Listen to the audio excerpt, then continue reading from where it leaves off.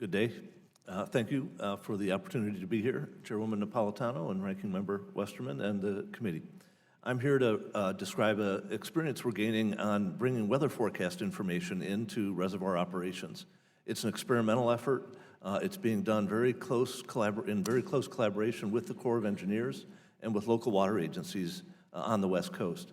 We've brought scientists together in meteorology, in hydrology, in biology, with civil engineers in water management, flood control, and the like, to explore how this might work in the future. Traditionally, forecast information on precipitation has not been able to be used directly in reservoir operations because historically the skill has been extremely low. But one of the great accomplishments of science in our lifetimes has been the development of weather prediction that has some skill. We've come to realize through those studies in the last several years that certain types of storms that affect the West Coast, we now know as atmospheric rivers, have some predictive skill. So let me take you to a time a few years ago with a reservoir in Northern California on the Russian River, Lake Mendocino, and it was December, and a big atmospheric river had started to refill the reservoir a bit to where it should be. Another one hit a few days later, encroached into the flood pool, and possibility was there for another one to come. As the rules require for this operation, that reservoir was 25,000 acre feet was released to restore the flood control pool. That flood control pool was then available if another storm had come, just as the rules had designed it to be. As a meteorologist, I would say facing two ARs that had just hit, and another one, if it were to hit, would be a serious problem. I think it was a smart move.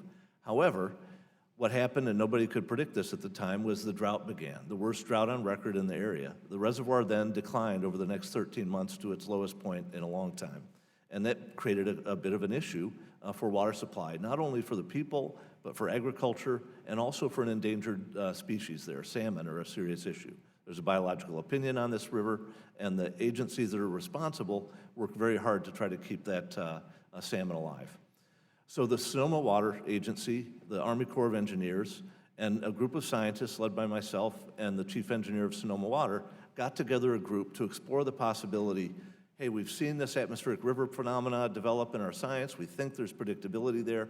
Is it possible that there's enough skill there that in that case in 2012, operators could have looked ahead several days and realized there's no AR coming. Let's save some of that water, pending the next day's forecast and whether or not there'll be more storms coming enough to be concerned or not. One of the special situations in this region of the world is atmospheric rivers are the driver of flood. So from a weather standpoint, our challenge about looking ahead boils down to we really don't care about the run-of-the-mill storms. We care about these atmospheric rivers. There's only a few each year, and they make or break the water year for much of the West.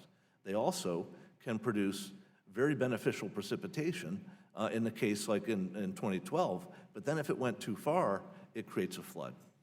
All right, so we got this team together to develop this work plan to decide if we could do a paper study. We had the Army Corps of Engineers fully represented on the committee, as well as the operator of the dam for water supply. So the operators were at the table. We had scientists from hydrology, meteorology, and others together with NOAA, Army Corps of USGS, the Bureau of Reclamation, and others who have expertise. And we developed a collaborative framework and developed a work plan that we agreed upon to proceed over the next several years to do a paper study.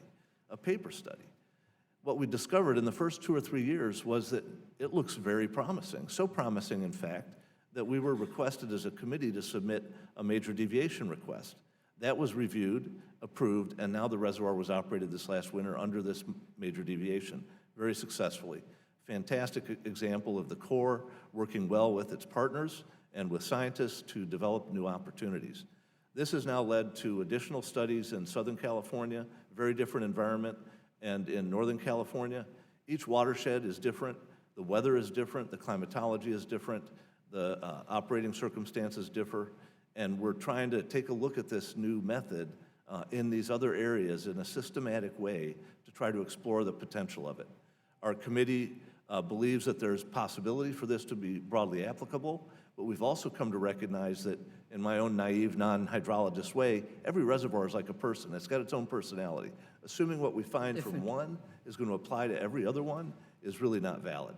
So we're taking and developing a very systematic approach in close collaboration with water agencies that have to deliver water to customers and the Army Corps of Engineers, who often cooperate the reservoir in some fashion, with our scientists and the ecosystem experts to understand whether we can bring weather information in a more reliable way to support water operations. Thank you. Thank you for your testimony. That sounds very promising, and I hope that you develop a